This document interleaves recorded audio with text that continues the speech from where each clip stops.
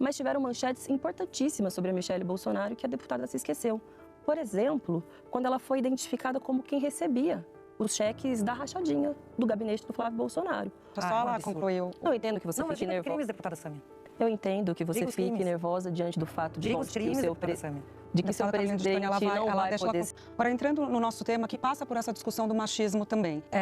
Deputada Caroline, a AGU fez lá a instrução normativa, a regra, até a pedido da Casa Civil, do próprio governo Lula, para ficar mais claro, colocar a baliza de que é a função, qual que é o papel que a primeira-dama pode exercer. E aí, nessa colocação da AGU, nessa instrução normativa da AGU, ela falou que a função da primeira-dama deve ser muito escorada nos princípios da administração pública, que são de legalidade, impessoalidade, moralidade, publicidade, né, dos atos e eficiência. A senhora acha que isso está sendo cumprido? Esses princípios estão sendo levados em consideração? Olha, eu acho que a Janja, ela passa muitas vezes do limite. Ela foi inoportuna na viagem da China. Muitos membros da comitiva falaram que não era o momento de falas e ela criou esse momento para falar sobre um tema que é extremamente delicado, que é a regulamentação das redes sociais. Ela se porta como se ela tivesse legitimidade política. Se a Janja quer ter representatividade política e não o papel de primeira-dama, que pode ser exercido de outra forma, como trabalhos voluntários, esse papel simbólico, ela tem que se candidatar, se eleger e aí sim adquirir direitos políticos de representatividade. Agora, o que a gente vê é que a Janja tem muitos papéis inadequados. Então, por exemplo, ela se porta de uma forma inadequada, ela gasta o dinheiro público excessivamente em viagens internacionais. Eu mesma já fiz requerimentos de informação na viagem de Roma, na viagem de Paris, porque ela tem uma espécie de gabinete paralelo. Ela nem é autoridade pública, é um esbanjar do dinheiro público e eu entendo que sim, deve ter moralidade e, sobretudo, ela entender que muitas vezes ela dá opinião como se ela fosse o próprio presidente da República e ela tem que entender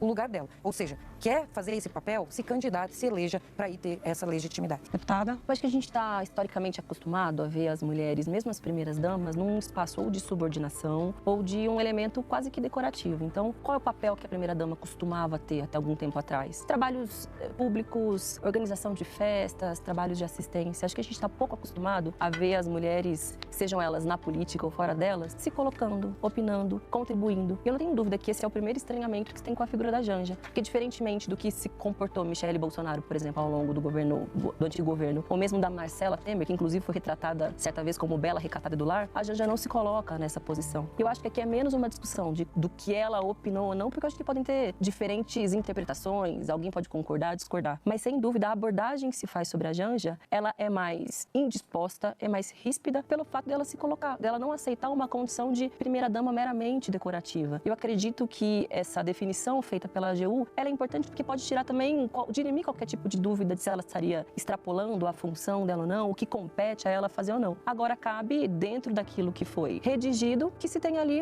que não se extrapole aquilo que está sendo explicitado pelo próprio governo. Mas desconsiderá-la pelo fato dela ser uma primeira-dama, ou seja, não pode emitir opinião política, eu não coaduno com essa visão, porque eu acho que as mulheres aprenderam e cada vez mais têm vontade de opinar sobre os assuntos. Inevitavelmente, ela acaba contribuindo para as opiniões do presidente Lula. Bom, eles são um casal, devem debater política o tempo inteiro. Ela, como uma militante do PT, deve debater política o tempo inteiro. Eu acho que isso é natural. For pegar o programa que ela lançou, Aliança Global contra a Fome e a Pobreza. Eu quero que vocês digam os números de pessoas atendidas, quantos milhões arrecadados, quantos milhões de pessoas atendidas e comparar com o trabalho que a Michelle Bolsonaro fez, por exemplo. A Michelle Bolsonaro fez o programa Pátria Voluntária. Eu tenho aqui o programa Pátria Voluntária. São 300 folhas de prestação de contas. Foram 4 milhões de pessoas atendidas, 10 milhões de reais de dinheiro privado destinados a pessoas carentes, mais de 20 mil toneladas de alimentos destinados, ou seja, e distribuídos. Então, eu queria saber o que a Janja tem feito, além de utilizar esse programa da Aliança Global contra a Fome e a Pobreza como justificativa para fazer viagens internacionais com uma equipe gigante, com um gabinete paralelo. Isso fere a moralidade, isso fere os princípios da administração pública para ficar em hotel de luxo fazendo gastança. Queria só pegar um ponto que a deputada falou que eu acho bastante relevante, que é entender o papel atual da primeira-dama, porque não existe uma dose de machismo na avaliação da senhora, ou até um olhar mais antigo do que se espera de uma mulher do lado de um presidente da República. Ah, ela não deve falar sobre a política. Ah, ela não deve agir dessa maneira. Talvez não exista aí uma dose, talvez de uma visão ultrapassada sobre o que é a função de uma mulher? Não, porque eu poderia pegar, por exemplo, os nossos maridos. No caso, o marido da Sâmia é a deputado federal. Eu poderia, em vez de eu usar a tribuna, chamar meu marido para usar a tribuna no meu lugar. Chamar meu marido para atender no meu gabinete. Isso é ilegal. Isso não tem previsão legal. A pessoa precisa saber as regras de etiqueta, regras de sociedade, regras de civilidade. Quem elegeu a pessoa para exercer o papel foi eleger o presidente, não elegeu a primeira-dama. Se ela quer ter esses direitos, ela pode ter. Está aberto, está livre para todos. Mas ela tem que passar pelo sistema normal que qualquer um de nós passou. Aliás, eu até faço convite dito pra Janja: Janja, se candidate. Você tem plenas condições de se eleger e assim poder exercer esse papel. Mas tá ficando feio. Tem gente dentro do próprio governo reclamando. Ela interfere na reunião com ministros. Ela quer mandar mais que o Lula. Isso é vergonhoso. Ela não foi eleita para isso. Ela tem que saber o papel dela. E isso não se trata de machismo, isso se trata de saber o seu papel. As regras são claras. A AGU precisou editar uma medida para colocar limite, porque realmente a coisa saiu do controle. Quero ouvir a senhora, então, sobre isso, sobre os dados que ela apresenta de gastos e também colocar essa questão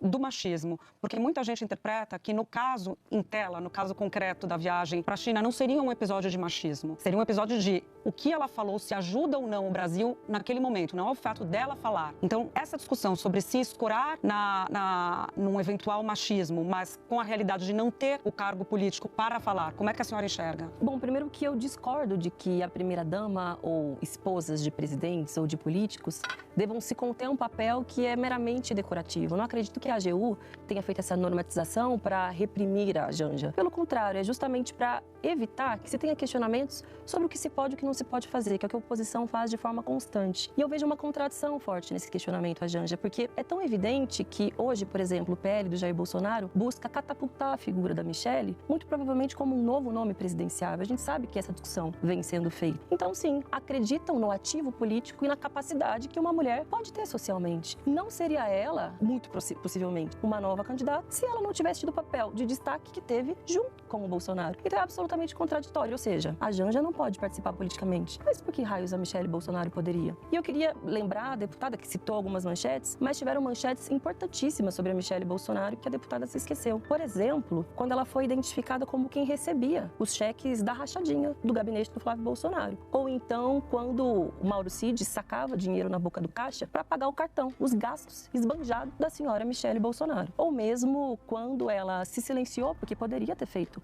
uma reprimenda pública às declarações do Bolsonaro, quando ele criticou, chamou a esposa do ex-presidente da França, Macron, de feia, ou quando ele tratou das meninas venezuelanas aqui em Brasília como se fosse, pintou um clima. Assisti uma entrevista da Janja esses dias que disse: quando meu marido faz declarações machistas, debato com ele. Ela se diferenciou e cobrou ele publicamente. A Michelle, muito pelo contrário, se colocou na posição de bela recatada do lar, nunca se diferenciou do Bolsonaro e, ao contrário, reforça o machismo. Então, existe uma contradição. O problema talvez seja que os bolsonaristas não aceitem que as mulheres não são mais submissas, que se querem se colocar na política. E aí dizem, bom, que se candidate. Eu estimulo muito que as mulheres sejam candidatas, mas é fundamental respeitar as regras que garantem mais possibilidade para as mulheres serem candidatas. Porque na primeira oportunidade, votam um projeto que anistia os partidos políticos, por exemplo, que não cumpriram com a cota de tempo de TV e de financiamento de candidaturas femininas. Fraudam, colocam candidatas laranjas. Bom, vá lá, a mulher se candidate, mas na hora que é para garantir as condições reais de disputa, de fato, não vão até as últimas consequências. Então, é um discurso contraditório e também um discurso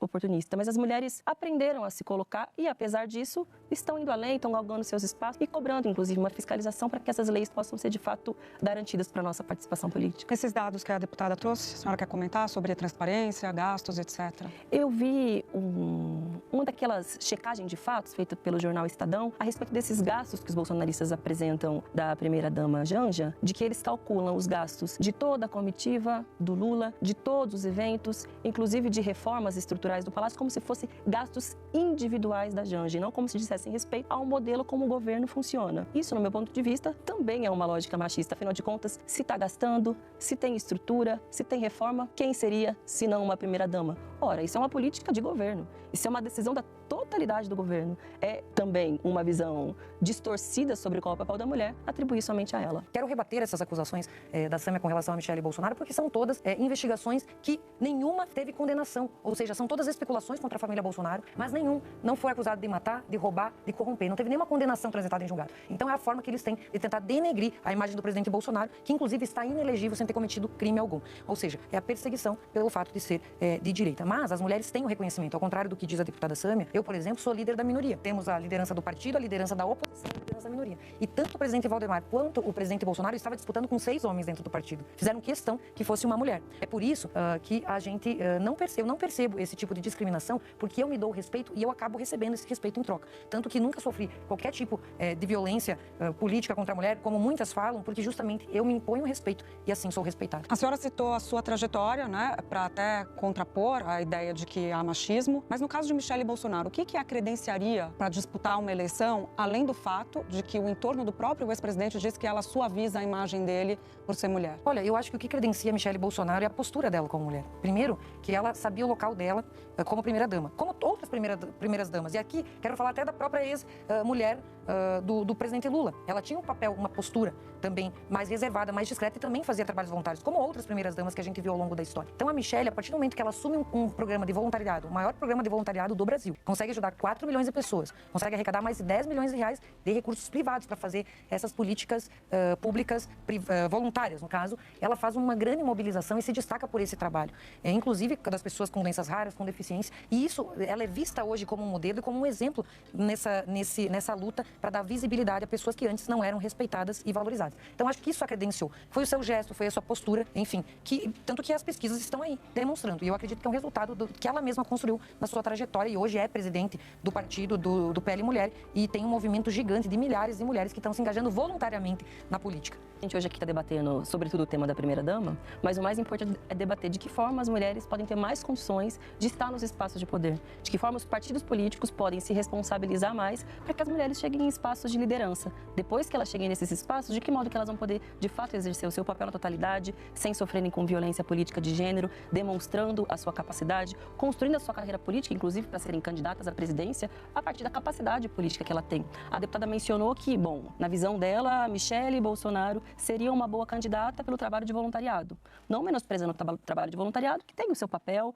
acho que tem a sua relevância, sobretudo na sociedade brasileira. Mas, evidentemente, não é isso que gabarita uma pessoa para ser uma candidata à presidência da República. São as opiniões, são as suas ações, é a forma como ela construiu a sua trajetória política, de que modo ela se comporta sobre o tema da economia, da educação, da política, do meio ambiente. Não o fato dela ser esposa ou ex-esposa de alguém, ou ela ser diretamente de confiança do Bolsonaro, que muito provavelmente confia em poucas outras pessoas para que possam disputar esse espólio depois que ele se tornou inelegível por ter cometido crimes contra o país. Então, eu acho que essa é a visão que a gente precisa se pautar para, de fato, que o Brasil avance, né? Sobre o papel das mulheres na política, ou seja, construírem a sua própria trajetória, serem respeitadas pelo que elas são depois que elas galgam esses espaços de poder e poder saber quais são as opiniões das mulheres. Elas não são um apêndice dos homens, ainda que algumas se contentem com esse espaço.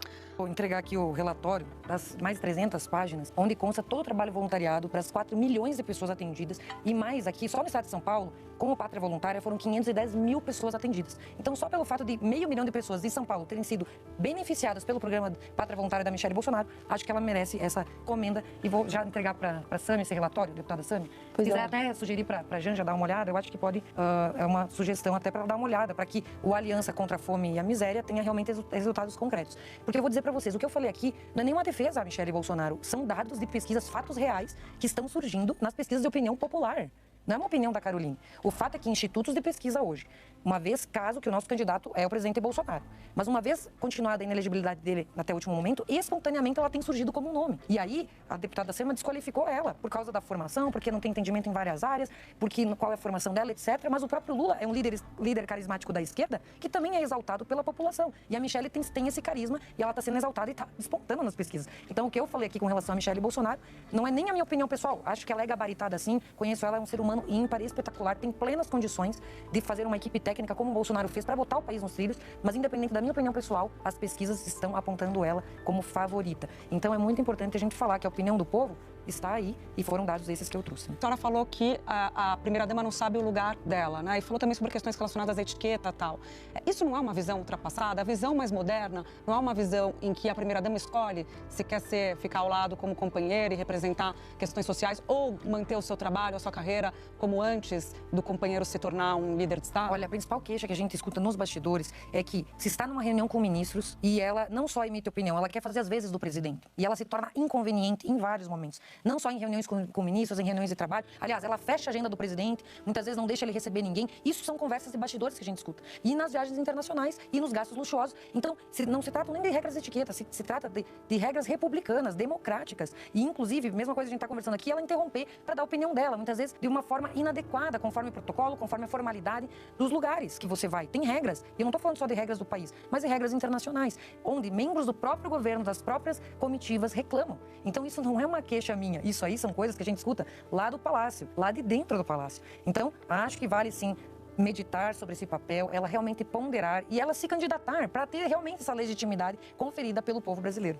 Bom, primeiro eu quero devolver, eu agradeço a deputada, mas acho que você pode tentar utilizar isso tentando angariar algum apoio para a pré-candidatura da ex-primeira-dama que aparentemente você, o Bolsonaro, o Valdemar estão querendo catapultar em torno da Michelle. Acho natural que busquem o nome dela tendo em vista a inelegibilidade do Bolsonaro, que por todos os crimes que ele cometeu contra o país, está faltando nomes. Está faltando nomes dentro da direita. E é interessante que Deixa só a deputada ela concluir o raciocínio, por favor. Crimes por se reunir com embaixadores e questionar dentro de uma democracia. Eu vou dar a palavra da senhora, deixa só ela concluir o... Eu entendo que você fique nervosa. Crimes, deputada Samia.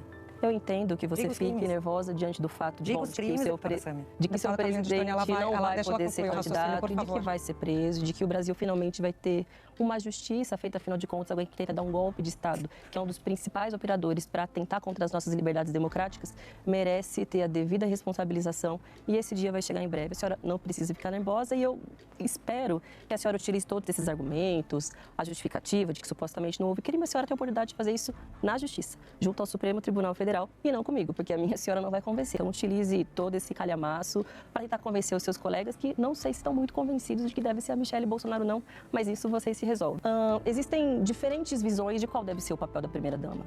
E honestamente eu espero que um dia a gente possa debater menos sobre as primeiras-damas e mais sobre os primeiros cavaleiros ou mesmo mais sobre as mulheres por si só ocupando os espaços na política. Mas acho que nenhuma delas, nem aquelas que estão nos espaços de poder, nem aquelas que acompanham quem estão nos espaços de poder, devem ser questionadas pelo fato delas colocarem as suas opiniões, por participarem de eventos, por se fazerem presentes, porque é óbvio que elas influenciam nos bastidores. Então elas também acabam influenciando na arena pública. Claro, há momento para dizer determinado tema, a forma de colocar determinado tema, e isso todos nós concordamos. Mas eu também não tenho a menor dúvida de que a crítica recai com mais intensidade sobre as mulheres. Porque se fossem homens que indevidamente, ou a partir de um julgamento de que é indevido, colocassem as suas opiniões, sem dúvida o tratamento seria diferente, a cobrança seria menor, o preconceito seria menor e não haveria um estranhamento, mas sim uma naturalização, porque é aquilo que se espera de um homem. Mas o que me chamou a atenção é que você e vocês bolsonaristas se esqueceram nas últimas semanas da Débora, que foi a moça que pichou a estátua com batom, das supostas senhoras que estavam desavisadas andando ali pelo Palácio dos Três Poderes e foram presas injustamente, porque quando tiveram a oportunidade para propor uma semi-anistia, no caso do Ramagem, colocaram vários outros corréus. Se esqueceram da Débora, se esqueceram da senhorinha, se esqueceram das mães de família. Se lembraram de quem? Do núcleo golpista, do Bolsonaro, do Braga Neto, do general Heleno. Eu acho que isso é importante porque revela para a população brasileira quais são as reais intenções. Utilizam as figuras femininas para gerar comoção, para dizer que teve uma perseguição injusta, mas na primeira oportunidade que conseguiram avançar, que depois obviamente foi derrubado pelo Supremo Tribunal Federal com uma sustação de ação penal, se esqueceram das demais, que respondem ao mesmo inquérito no Supremo. E o que querem, na verdade, é tentar reabilitar os poderes políticos, a possibilidade de disputar a eleição do Bolsonaro e livrar todos os demais golpistas. E, sinceramente, é um desrespeito profundo com todos aqueles que lutaram pela democratização do país, redemocratização, serem minimamente comparados com essa turma. É um desrespeito com Rubens Paiva, desrespeito com Marighella, com Eunice Paiva, com todos os demais que se organizaram e lutaram de todas as formas para garantir a nossa democracia. A democracia é essa, deputada, que me permite ser deputada, que te permite ser deputada, nos autoriza a ter opiniões divergentes, autoriza a liberdade de imprensa. E eu acho extremamente lamentável que uma parlamentar que está no modelo democrático repudia o modelo democrático e tenha coragem de, ao vivo, na televisão, dizer que um golpe de Estado pode ser minimizado, que pessoas que tentam dar um golpe de Estado não devem ser responsabilizadas. Ao contrário, devem e nós vamos seguir lutando por isso.